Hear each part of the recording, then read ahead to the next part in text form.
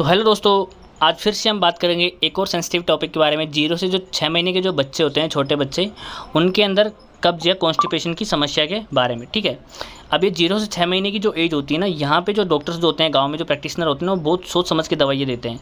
क्योंकि जो 0 से 6 महीने के जो छोटे बच्चे होते हैं ना, किसी भी दवा के साइड इफेक्ट या जो उससे रिस्क फैक्टर जो होते हैं ना, उसको सहन करने के लिए वो प्रॉपरली तैयार नहीं होते, क्योंकि उनकी बॉडी पूरी इमेच्योर होती है। तो यहाँ पे बहुत सोच समझ के दवाइयाँ देनी होती है। तो यहाँ पे आज अपन बात करेंगे कॉन्स्टिपेशन के बारे में कि आखिर कॉन्स्टिपेशन में आपको सबसे पहले इमरजेंसी कंडीशन अगर हो जाए बच्चे को, कि अपने को पता लग गया कि कब्ज़ बच्चे को हो रही है और उसको अब अपने को हैंड टू हैंड रिलीफ देना है, तो उस टाइम पे आपको क्या देना है। ठीक है, अगर आपने शुरू में जो अपन बता रहे हैं वो ड्रग दे दी है, वो ड्रग काम नहीं कर रही है, तो फिर उसको क्या देना है। ठीक है, अगर बच्चे को साथ में पेट दर्द है तो क्या देना है, और वो 0 से 6 महीने के अंदर अपन बच्चे के वजन के हिसाब से यहाँ पे डोज की बात करेंगे। तो जानते हैं फुल डिटेल के बारे में। तो सबसे पहले अपन बात करते हैं उसके सिम्टम्स के बारे में, कि क्या क्या सिम्टम्स अपने को देखने को मिलेंगे जब 0 से 6 महीने के बच्चे में कॉन्स्टिपेशन की प्रॉब्लम होगी उस केस में। तो क्राइंग ड्यूरिंग स्टूल पास, जब बच्चा स्टूल पास करने जाता है ना, तो उसको मतलब कि वो रोता है, क्योंकि उसको जब वो पेन होता है, पेन किस वजह से, हार्ड ड्राई इनफ्रिक्वेंट स्टूल, जो स्टूल होता है ना वो हार्ड होता है, ड्राई होता है, और पैलेट्स की फॉर्म में, जैसे टुकड़ों की फॉर्म में स्टूल पास आउट करता है, तो उस वजह से बच्चे को पेन होता है, तो बच्चा रोने लग जाता है। स्वेलन बेली एक्सेसिव गैस, अगर बच्चे को पेट के अंदर गैस है तो उसकी जो पेट होता है ना फूला फूला हो जाता है, और यहाँ तक कि बच्चे को पेट में दर्द भी हो सकता है, क्रैम्प्स हो सकता है, डिस्कम्फर्ट फीलिंग हो सकती है। पुलिंग लेग्स टुवर्ड्स एब्डोमेन, ठीक है, अगर बच्चे के अंदर एक्सेसिव गैस है, पेट में दर्द हो रहा है, तो अपनी लेग्स को वो एब्डोमेन के तरफ में वो खींचता है, पैरों को पेट की तरफ खींचता है वो। Baby refuse feeds is irritable, ठीक है, अगर बच्चे को पेट के अंदर गैस बनी हुई है, ठीक है, बच्चे को कॉन्स्टिपेशन की प्रॉब्लम है, तो वो मतलब कि कुछ भी जैसे ब्रेस्ट फीडिंग करने से या फिर अपन बाहर से कुछ खिला रहे हैं तो वो खाता नहीं है। ठीक है, ये काफ़ी इरिटेशन कोज करता है बच्चे के लिए, क्योंकि उसको कॉन्स्टिपेशन है, पेट में गैस बनी हुई, तो उसको कुछ भी खाने का मन नहीं करता है, और वो रिफ्यूज़ कर देता है कुछ भी खाने पीने से। तो ये सारे लक्षण देखने को मिलते हैं छोटे बच्चों में, जिसे अपन पहचान सकते हैं कि बच्चे को कॉन्स्टिपेशन है। अब बात करते हैं उसके कोजेस की कि क्या क्या कारण है। सबसे पहले मैं बता दूं कि अगर बच्चे को ब्रेस्ट फीडिंग अगर कोई बच्चा कर रहा है, मतलब कि माँ से अगर वो दूध पी रहा है, तो बच्चे के अंदर अगर वीक में वो 2 बार भी जा रहा है तो वो नॉर्मल है। लेकिन ध्यान रहे कि उसका जो स्टूल जो पास आउट हो रहा है वो नॉर्मल होना चाहिए, मतलब कि ड्राई नहीं होना चाहिए, ज़्यादा हार्ड नहीं होना चाहिए, और पैलेट्स की फॉर्म में जैसे नहीं होना चाहिए। नॉर्मल अगर स्टूल बच्चा वीक में 2 बार भी जा रहा है तो वो नॉर्मल होता है, क्योंकि ब्रेस्ट फीडिंग के दौरान में बच्चों में कई बार डायरिया होना, कॉन्स्टिपेशन जैसे अपने को हफ्ते में 2 बार जाना या फिर दिन में 2-3 बार जाना, ये लगभग नॉर्मल हो जाता है। लेकिन कई बार ये काफ़ी प्रॉब्लम क्रिएट कर सकता है, जैसे सिम्टम्स जो मैंने बताए, इससे अपन पता लगा सकते हैं कि बच्चे को कब्ज़ हुई है। तो इसके कारण में सबसे पहले आता है फॉर्मूला फीडिंग। फॉर्मूला फीडिंग मतलब कई बार क्या होता है कि कुछ बच्चों की माँ में मतलब कि ब्रेस्ट जो मिल्क जो होता है उसका प्रोडक्शन अच्छे से नहीं हो पाता है, तो उसको लिए बाहर से प्रिपरेशंस आती हैं, वो फॉर्मूला बना हुआ होता है, जिसको जो काऊ का जो मिल्क होता है ना, काऊ मिल्क, उसकी हेल्प से वो बनाए जाते हैं, ताकि वो बच्चे की न्यूट्रिशंस को कंप्लीट कर सके। जो छोटे बच्चे होते हैं ना, 6 महीने से नीचे के बच्चे, उनके लिए फॉर्मूला फिक्स होता है, वो उस फॉर्मूला के अंदर उसको दिए जाते हैं। तो उस फॉर्मूला फीडिंग की वजह से हो सकता है डिहाइड्रेशन, बच्चे के अंदर पानी की कमी हो गई है, वो जो फॉर्मूला फीडिंग अपन कर रहे हैं उसके अंदर अगर अपन इम्प्रॉपर डाइल्यूशन कर रहे हैं, मतलब उसको ज़्यादा गाढ़ा बना रहे हैं, ठीक है, पानी उसके अंदर बहुत कम यूज़ कर रहे हैं, उसको मतलब कि बॉयल वाटर यूज़ किया जाता है उसमें, उसको बॉयल वाटर को ठंडा करके अगर अपन उसको ज़्यादा गाढ़ा अगर बच्चे को दे रहे हैं तो डिहाइड्रेशन हो जाएगा, उस वजह से भी हो सकता है। लो फाइबर इंटेक, कई बार जो 5-6 महीने के बच्चे होते हैं ना, 4-5 महीने के, उनको बाहर से सॉलिड इंटेक्स अपन देने लग जाते हैं, लेकिन अगर उसको लो फाइबर अपन दे रहे हैं, या फिर जो बच्चे की माँ जो होती है, जो ब्रेस्ट फीडिंग करवा रही है, वो फाइबर का इंटेक जो बहुत कम कर रही है, तो उस वजह से भी बच्चे को कॉन्स्टिपेशन हो जाता है। गट इमेच्योरिटी, जो बच्चे का जो डाइजेस्टिव सिस्टम होता है, जो 6 महीने तक के बच्चे होते हैं, उनका पूरी बॉडी धीरे धीरे मैच्योर हो रहा होता है, तो यहाँ पे जो उसका डाइजेस्टिव सिस्टम है ना, वो इमेच्योर होता है, तो वहाँ पे भी वो प्रॉब्लम क्रिएट कर सकता है। उसके बाद में कुछ रेयर कंडीशंस होती हैं, जो कि बहुत ही रेयर होती हैं, मतलब कि लगभग ना के बराबर, लेकिन कभी कभी ये सारी प्रॉब्लम्स भी कॉन्स्टिपेशन का कारण बन सकती हैं। छोटे बच्चों में हाइपोथायरॉयडिज्म हो जाना, ठीक है, और ये हिर्शस्प्रंस डिजीज़ जो होती है, अब ये क्या होती है कि जो बच्चे की जो बड़ी आंत होती है, लार्ज इंटेस्टाइन होती है ना, उसके अंदर डिफ़िकल्टी हो जाती है कि वो स्टूल को आगे पास आउट नहीं कर पाती है, वहाँ की जो नर्व्स होती हैं वो ठीक से काम नहीं कर पाती है स्टूल को आगे पास करने के लिए, तो ये एक डिजीज़ इसका कारण हो सकता है। काउज़ मिल्क प्रोटीन एलर्जी, ठीक है, मैंने बताया था कि जो फॉर्मूला फीडिंग होती है ना, वो काऊ की मिल्क से बनी हुई होती है, अगर काऊ मिल्क के अंदर जो प्रोटीन होती है उससे अगर बच्चे को एलर्जी है, तो उस केस में भी कॉन्स्टिपेशन उसको हो सकता है। तो ये सारे कोजेस देखने को मिलते हैं 0 से 6 महीने के बच्चों में अगर कॉन्स्टिपेशन है तो उस केस में, ठीक है। तो अब अपन बात करेंगे सबसे बेस्ट ट्रीटमेंट के बारे में और सबसे सेफ़ ट्रीटमेंट के बारे में, ठीक है। जो भी अपन यहाँ पे ट्रीटमेंट देंगे सबसे बेस्ट होगा, सबसे सेफ़ होगा, ठीक है। ये सबसे जो मेन चीज़ होता है तो नहीं देने वाली, उनको आपको सबसे एंड तक आपको देखना है। अगर आपको पूरा वीडियो देखना है तो आप एंड तक सीख जाएंगे कि आपको क्या चीज़ें देनी है, क्या चीज़ें नहीं देनी है। ये एक वीडियो आप देख लेंगे तो कोई भी वीडियो आपको देखने की ज़रूरत नहीं होगी। तो चलते हैं ट्रीटमेंट की तरफ। सबसे पहले अगर बच्चे को अपने को पता लग गया है कि यार हफ्ते भर हो गया बच्चे को, मतलब कि एक बार हो गया, या फिर जो उसको ड्राई स्टूल पास आउट हो रहा है, बच्चे को पेन हो रहा है, बच्चा इस वजह से क्या हो रहा है, मतलब कि स्टूल पास आउट के लिए जा नहीं रहा है और बच्चे को कॉन्स्टिपेशन हो गया है, तो उस केस में इमरजेंसी कंडीशन में क्या होती है, जो ग्लिसरीन की सपोजिटरीज जो आती हैं, ठीक है, ये आपको ग्लाइसिलेक्स या किसी भी नाम से देखने को मिल सकती है। फॉर द चिल्ड्रंस अपन देखेंगे तो ग्लिसरीन की ऐसी सपोजिटरीज आती हैं।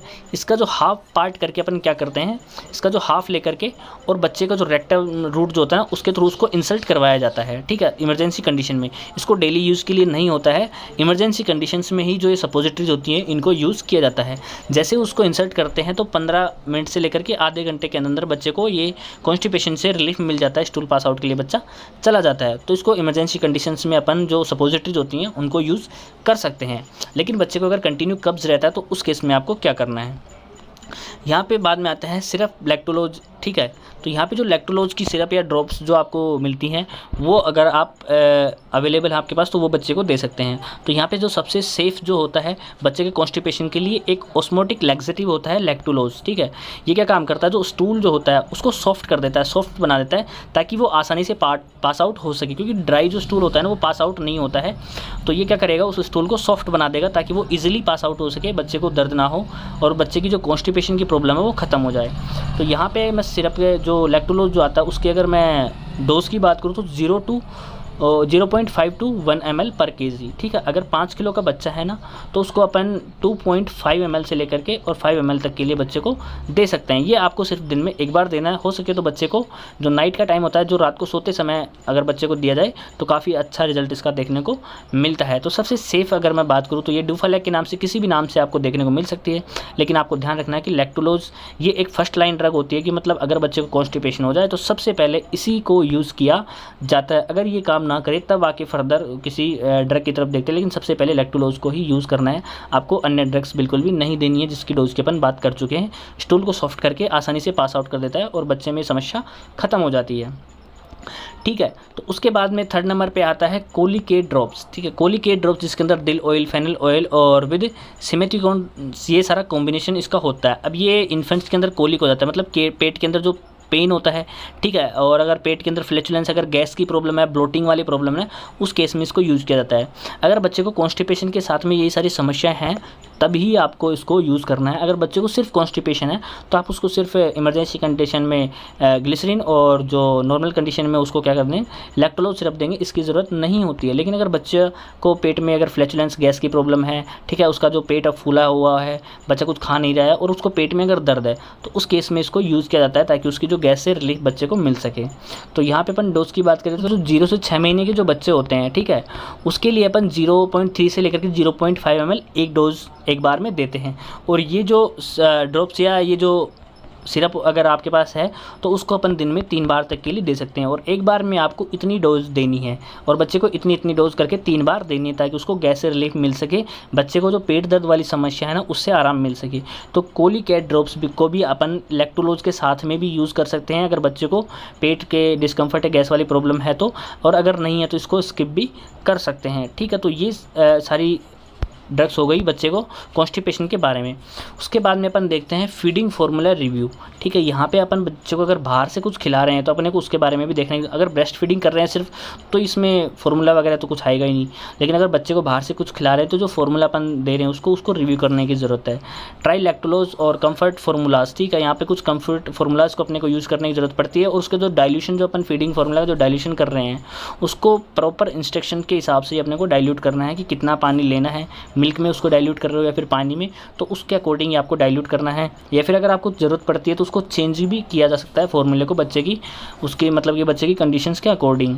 अवॉइड ओवर कंसनट्रेटेड फीड्स, जो मैंने बताया ना कि जो फीड्स अपन दे रहे हैं ना फॉर्मूला फीड, तो उसको ज़्यादा गाढ़ा नहीं करना है, ठीक है। इसके लिए आप पीडियाट्रिशियन या जो आप डॉक्टर्स आपको बताते हैं कि कौन सा फीडिंग फार्मूला आपको देना है उससे आप सलाह ले सकते हैं कि कितनी मात्रा में कितना पानी बच्चे को देना होता है साथ में इसको मिक्स करने के लिए।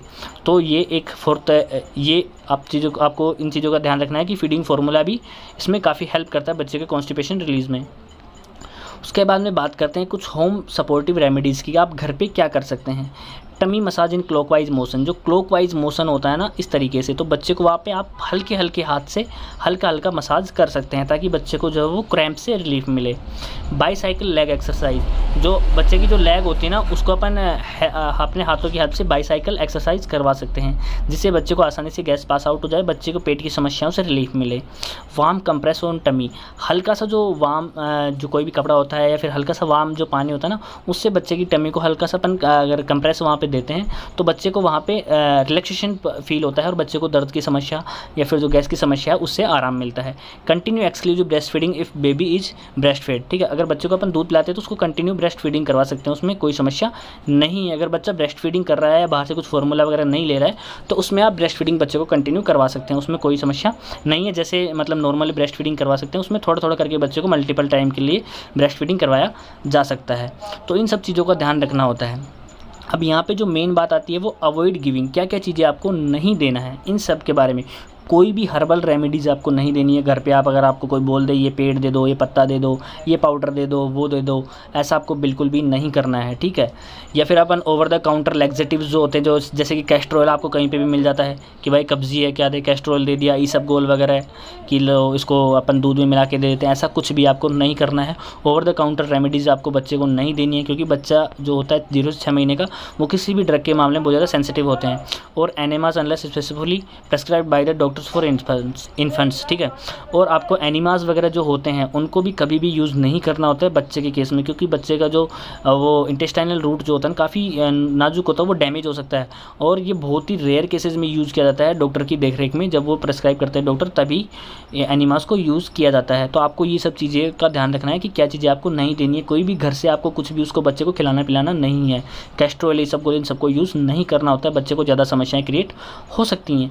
तो इन सब चीज़ों का ध्यान रखना है कि अगर बच्चे को पेट में दर्द होता है तो आप कोलिकेड यूज़ करेंगे, अगर नहीं है सिर्फ उसको कॉन्स्टिपेशन आता तो लैक्टोलोज यूज़ करेंगे, और इमरजेंसी कंडीशन में अपन जो ग्लिसरीन की जो सपोजिटरी आती है उसको यूज़ करेंगे, ठीक है। तो इतना सारा ट्रीटमेंट होता है बच्चे के लिए, बस इतना सा ट्रीटमेंट आपको देने की ज़रूरत है और बच्चा आसानी से ठीक हो जाता है। और अगर लैक्टोलोज से बच्चा कई बार ठीक नहीं होता ना, तो वो PEG पॉलीथाइलिन ग्लाइकोल का जो पाउडर आता है ना 350 करके, PEG का मीरालेक्स या फिर ऐसे नाम से वो आता है, लेकिन वो बहुत ही रेयर केसेस में, मतलब कि इसको जनरली 0 से 6 महीने के बच्चे के लिए नहीं दिया जाता है, लेकिन पीडियाट्रिशियन की है मतलब कि देख रेख में जब वो प्रेस्क्राइब करता है ना तो बहुत ही रेयर केसेस में इसको यूज़ किया जाता है, जो उसको 0.2 से 0.8 ग्राम पर केजी पर डे के हिसाब से, मतलब इसको बहुत लो डोज से स्टार्ट किया जाता है, 1 ग्राम पर डे के हिसाब से इसको स्टार्ट किया जाता है। ये पाउडर होता है जिसको कि बॉयल वाटर में डिज़ोल्व करके बच्चे को दिया जाता है, लेकिन मैंने बताया ना इसको आपको यूज़ नहीं करना होता है। बच्चे को आप मतलब कि फर्दर इन्वेस्टिगेशन के लिए ले जा सकते हैं कि बच्चे को क्या प्रॉब्लम है, और पीडियाट्रिशियन इसको दे सकता है। बच्चे को फिर भी रिलीफ नहीं मिलता है तो जहाँ अपन ने बात की थी कि रेयर प्रॉब्लम्स या हाइपरथायरॉयडिज्म है, ठीक है, या काउ मिल्क प्रोटीन एलर्जी, इन सब के टेस्ट के लिए बच्चे को पीडियाट्रिशियन के पास या फिर हॉस्पिटल के लिए रेफ़र किया जा सकता है। तो आशा करता हूँ कि 0 से 6 महीने के बच्चों के जो प्लेलिस्ट के अंदर अपन ने जो कॉन्स्टिपेशन का चैप्टर ऐड किया है उसके बारे में आपको अच्छे से समझ में आया होगा। और आपको अगर किसी अन्य टॉपिक पे या किसी भी एज ग्रुप के लिए आपको कोई वीडियो चाहिए तो आप कमेंट में मेंशन कर सकते हैं, आपको वीडियो देखने को मिल जाएगी जल्द ही, ठीक है। आशा करता हूँ आपको अच्छे से समझ में आया होगा। थैंक यू, धन्यवाद, जय हिंद, जय भारत।